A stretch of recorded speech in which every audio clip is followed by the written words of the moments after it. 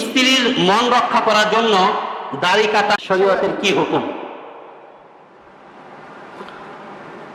তো যে ভাই প্রশ্ন করছেন সেই ভাইকে একটু বলা দরকার।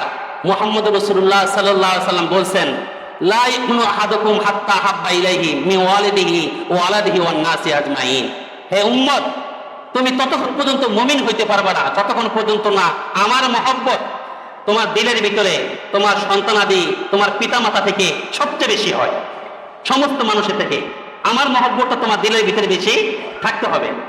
তো এই স্ত্রীর মহব্বতের কারণে আপনার দাড়ি ফালাই দিবেন, সন্তুষ্টির জন্য দাড়ি ইয়া করে দিবেন। আমার ভাই, কাকে খুশি করলেন আর কাকে বেজার করলেন? কাকে আপন করলেন আর কাকে পর বানাইলেন? মুহাম্মদ রাসূলুল্লাহ সাল্লাল্লাহু আলাইহি সাল্লাম কিয়ামতের ময়দানে যখন দেখবে রাসূল সাল্লাল্লাহু আলাইহি সাল্লামের দাড়ি ছিল আর তোমারও দাড়ি আছে, তা রাসূল সাল্লাল্লাহু আলাইহি সাল্লামের দাড়ির প্রতি আল্লাহ সন্তুষ্ট কিনা? আল্লাহ সন্তুষ্ট। তা আল্লাহ বলবেন যে আমার হাবিবের মতো তোর চেহারা দেখা যায়, যা তোকেও মাফ করে দিলাম। এই জন্য স্ত্রীকে একটু কৌশল করে আপনার বোঝাতে হবে।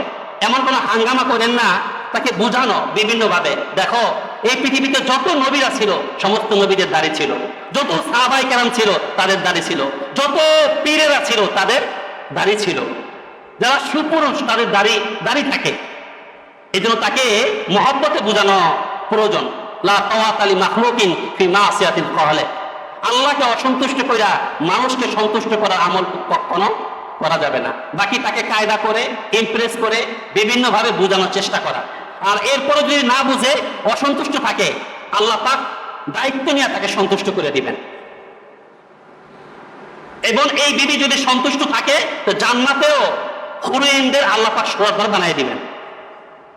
আর যদি সন্তুষ্ট না থাকে, রাসূল সাল্লাল্লাহু আলাইহি সাল্লাম বলছেন, কোন নির্ভরযোগ্য শরীয়তের কারণ ব্যতীত যদি স্ত্রী স্বামীর প্রতি সন্তুষ্ট না থাকে, তার ডাকা সাড়া না দেয়, ফেরেশতারা সারা রাত পর্যন্ত তাকে লানত করতে থাকে। এই জন্য ভাই, আপনারা ম্যানেজ করার জন্য চেষ্টা করবেন। আল্লাহ তাআলা আমাদের বুঝ দান করেন।